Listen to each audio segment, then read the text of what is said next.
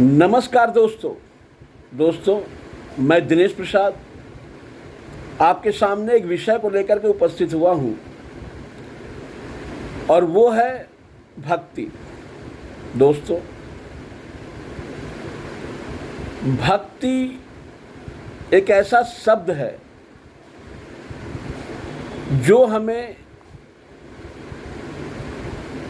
किसी के प्रति समर्पण की भावनाओं को दर्शाता है। यानी कि जब हम किसी के प्रति समर्पित हो जाते हैं, यानी कि हम अपना सर्वस्व और संपूर्ण कर्तव्य निष्ठा उसके प्रति समर्पित करते हैं, तो मेरे विचार में अगर सर्वश्रेष्ठ भक्ति अगर कोई है तो वो है देशभक्ति। हम अपने अपने मान्यताओं और धर्म के आधार पर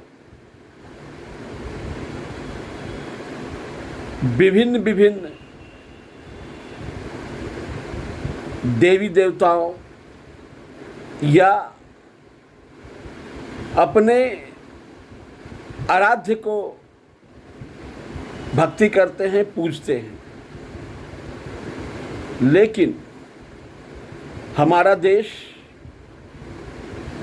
विभिन्नताओं वाला देश है। यहाँ बहुत सी जाति धर्म के लोग रहते हैं और अपनी अपनी मान्यताओं के आधार पे अपनी श्रद्धा को अर्पित करते हैं। लेकिन अगर भक्ति की जाए तो सर्वप्रथम हमें देशभक्त होना होगा, क्योंकि हम अगर अपने देश के प्रति समर्पित नहीं रहेंगे, यानी कि हमारे दिलो दिमाग में देश के प्रति निष्ठा नहीं रहेगी, तो हम कभी भी पूर्ण रूप से लोगों के प्रति अपनी कल्याणकारी भावनाएं प्रदर्शित नहीं कर सकते। आज के युवा अपने कैरियर को बनाने के लिए विदेशों में जाते हैं और वहीं पर सेटल हो जाते हैं। लेकिन हमें सर्वथा याद रखना चाहिए कि अपने जीवन यापन करने के लिए या एक बेहतर जीवन जीने के लिए जो संभावनाएं हम विदेशों में तलाशते हैं, वो तमाम संभावनाएं हमें हमारे देश में ही मिल जाएगी। दोस्तों, अगर हम अपनी कर्तव्य निष्ठा अपने देश के प्रति रखते हैं, अपने देश के लोगों के प्रति रखते हैं, तो हमारी संपूर्ण विरासत सुरक्षित रहती है। हमारे संस्कार, हमारी संस्कृति बची रहती है और फलती है, फूलती है। हमें हमारा भारतवर्ष एक ऐसा देश है जो सदियों से अपनी अस्मिता को बचाए रखने के लिए बहुत ही कड़े संघर्ष किए हैं दोस्तों, क्योंकि हम बहुत ही सहिष्णु हैं और सनातन धर्म के मानने वाले लोग हैं, जो सभी को अपने साथ मिलाने और साथ लेकर चलने की परंपरा को स्वीकारता है। लेकिन विगत इतिहास ये दर्शाता है कि आक्रांताओं के कारण हमारे देश को, हमारे देश के लोगों को कई 100 सालों तक गुलामी झेलनी पड़ी। इसका कारण एक ही चीज रहा है, और वो रहा है कि देश के प्रति समर्पण की भावना बहुतायत लोगों में बहुत कम थी। बहुत सारे लोग एक साथ रहकर भी, अपने देश में रहकर भी देश की अमूल्य निधि, देश की धरोहर को पहचान नहीं पाए। और यही कारण है कि हमारा देश सदियों तक गुलाम रहा। लेकिन अब हमें इस चीज को जानने और समझने की जरूरत है कि भारतवर्ष पूरी दुनिया में एक ऐसा देश है जो अपनी मान्यताओं और परंपराओं के कारण सबसे भिन्न है। हमारा देश हमेशा से लोगों को सहिष्णु बनाने और वसुधैव कुटुंबकम के नैतिक विचारों को लेकर के चला है। ये परंपरा कितनी महान है, इसको हमें सोचना होगा, क्योंकि संपूर्ण जगत, संपूर्ण संसार को अगर कोई सही राह दिखा सकता है तो वो भारतवर्षी है दोस्तों। क्योंकि केवल हमारे सनातन धर्म में ही वसुधैव कुटुंबकम की बात कही गई है, यानी कि संपूर्ण संसार, संपूर्ण जगत एक परिवार है। और ये संदेश अगर भारतवर्ष की पवित्र भूमि से निकल करके संपूर्ण जगत को जाता है तो कभी भी कहीं भी कोई युद्ध की स्थिति नहीं बनेगी। दोस्तों, हमारा देश कभी किसी पर आक्रमण नहीं किया है, लेकिन अपनी सांस्कृतिक धरोहर, अपनी अस्मिता की रक्षा के लिए निरंतर सदियों से संघर्ष करता आ रहा है। हमारा देश का ऐसा गौरवशाली इतिहास रहा है जहां के एक एक ऐसे ऐसे योद्धा पैदा हुए हैं जो संपूर्ण मानव जाति के लिए एक दृष्टांत है। दोस्तों, अगर जीवन जीने का केवल उद्देश्य यही है कि हम रोजगार करके अपना भरण पोषण करें और आनंद भरी जिंदगी जी करके अपने आप को संतुष्टि पालें, तो मैं कहता हूं ये सही नहीं है। दोस्तों, अगर हम अपने देश की सांस्कृतिक विरासत, इसकी अस्मिता, इसके लेगेसी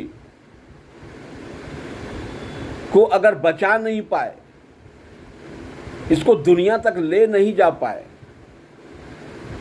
तो हमारे जीवन में, हमारे कर्तव्य परायणता में कहीं ना कहीं कुछ कमी रह जाती है। दोस्तों,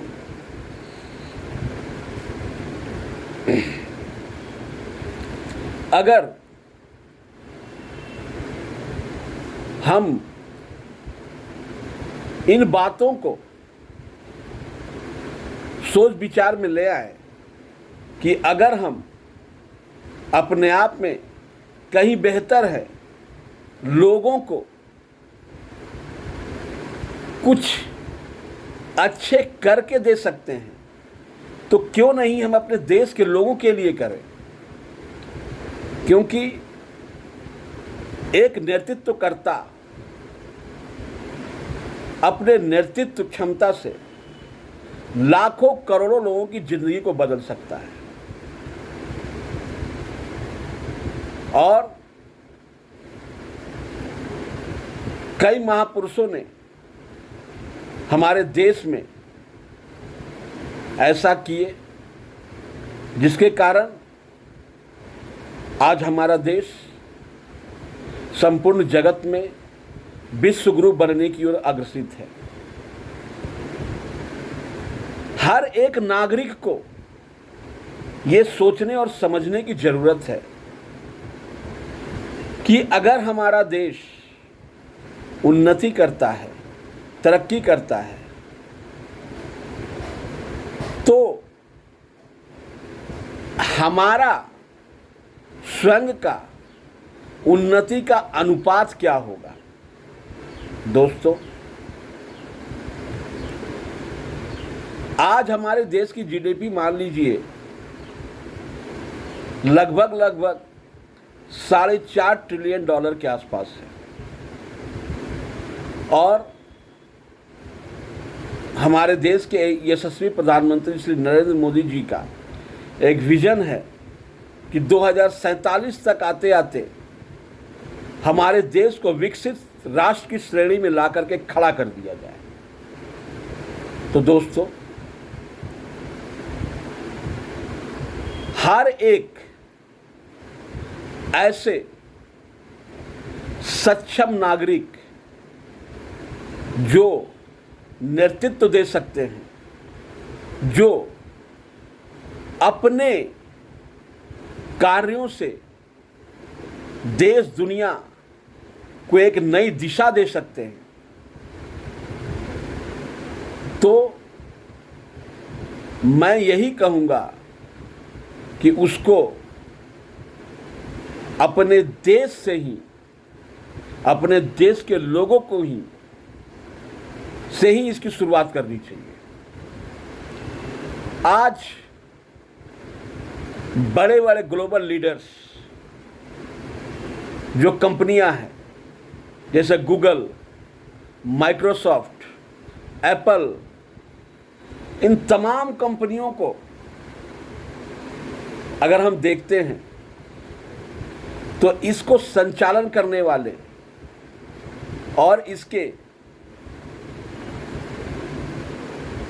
नेतृत्वकर्ता में ज़्यादातर भारतीय हैं। सुंदर पिचाई गूगल का सीईओ है, सत्या नडेला माइक्रोसॉफ्ट का सीईओ है, और कई ऐसे लोग हैं जो विश्व के कई देशों में बड़ी बड़ी कंपनियों या सरकारी व्यवस्था के पद पर विराजमान होकर के वहाँ के लोगों के लिए बहुत कुछ कर रहे हैं, वहाँ के उन देशों को आगे बढ़ाने में अपना योगदान दे रहे हैं। लेकिन हमेशा याद रखना चाहिए कि कभी भी उधार की सिंदूर से सुहागन नहीं हुआ जा सकता है। हमेशा अपनी पहचान, अपनी निष्ठा हमारे देश से ही बनती है, और ये देश ही है जहां पर अपने कार्यों के बल पे हम जितना कुछ पा सकते हैं वो कहीं अन्यत्र पा नहीं सकते। हम अमेरिका का उदाहरण देख रहे हैं। अमेरिका के तरक्की में भारतीयों का बहुत बड़ा योगदान है, लेकिन जब कोई अमेरिकन एडमिनिस्ट्रेटर भारत के खिलाफ कुछ ऐसी बातें करता है तो हमें इस बात पर सोचने पर विवश हो जाना चाहिए कि क्या हम भारत छोड़ करके दूसरा देशों में अपनी सेवाएं दे रहे हैं वो कितना सही है। केवल धन अर्जन मुद्दा नहीं होनी चाहिए, मुद्दा होनी चाहिए आत्मसंतुष्टि और अपने देश के लोगों का विकास, उसका जीवन स्तर में बेहतरी, यही उद्देश्य होना चाहिए। आज सुंदर पिचाई के पास 10,000 करोड़ से की ज़्यादा संपत्ति है, लेकिन अगर वो संपत्ति देश के लोगों का काम नहीं आ रहा है तो मैं कहता हूं कि वो निरर्थक है। और अगर हमारा देश का एक किसान, एक मजदूर अपने देश की तरक्की में अपना योगदान दे रहा है तो वो सार्थक है। दोस्तों, हमारा देश तेजी से बढ़ती हुई एक अर्थव्यवस्था है और हमारा देश का जीडीपी लगभग 7% के ग्रोथ से डेवलप कर रहा है, जो संपूर्ण विश्व में एक रिकॉर्ड है। सबसे तीव्र गति से बढ़ने वाली हमारे देश की अर्थव्यवस्था है। तो हमें अपने देश में अपने कैरियर अपॉर्चुनिटी और उन्नति की संभावनाओं को तलाशना चाहिए, जिससे हम खुद का तो विकास कर सके, साथ ही साथ अपने देश के लोगों का भी विकास कर सके, जिससे हमारा देश आगे बढ़े, हमारा देश संपूर्ण विश्व पटल पर अग्रिम श्रेणी में आ सके। दोस्तों, भारतवर्ष कभी भी किसी से पीछे रहने की श्रेणी में नहीं रहा है, लेकिन जब जब हमारी देश की संस्कृति, हमारी विरासत पर हमला हुआ है, उसको रौंदा कर गया है, तब तब हमारा देश पीछे आया है। अंग्रेजों ने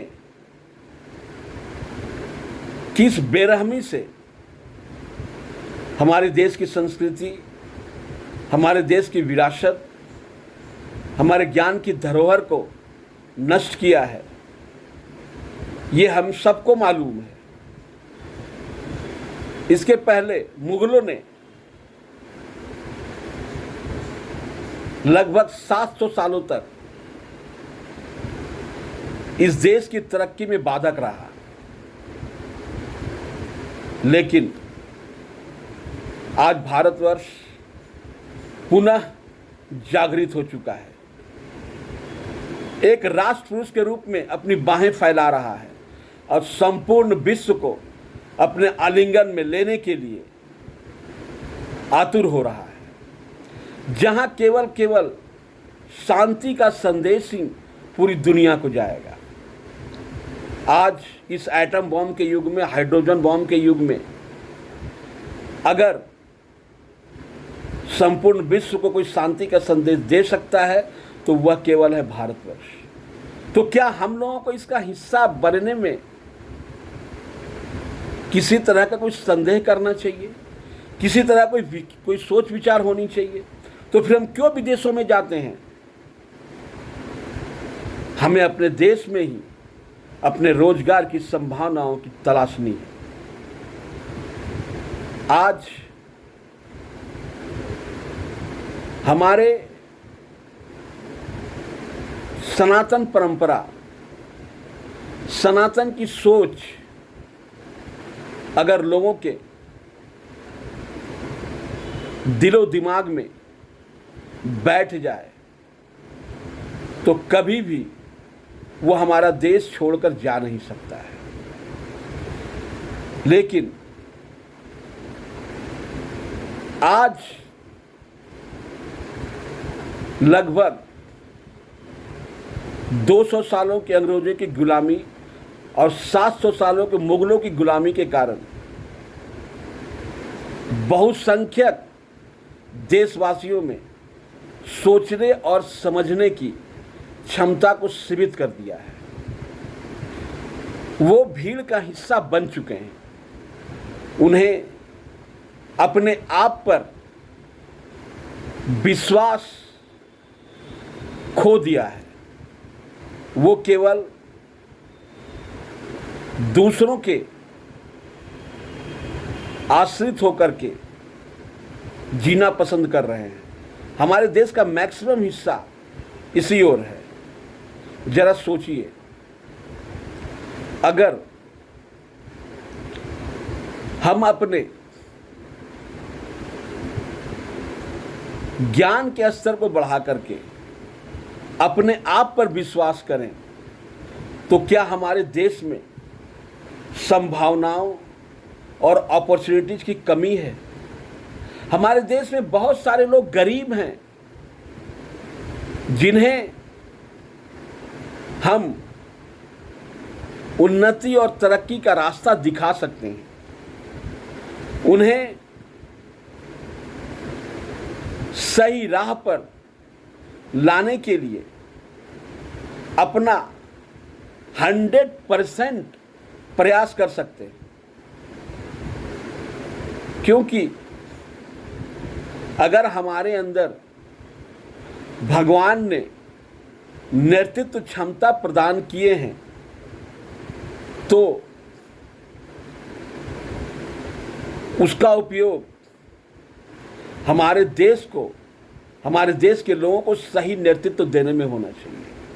अगर हमारा देश का नौजवान सही राह में आता है तो हमारा धर्म भी सुरक्षित है और हमारा संपूर्ण सांस्कृतिक विरासत सुरक्षित है, जो आने वाली पीढ़ियों को यह संदेश देगा कि हमें अपने देश से प्यार करना चाहिए, हमें देशभक्त होना चाहिए। दोस्तों, इन बातों पर आप जरूर विचार कीजिएगा कि हमारा देश अगर हम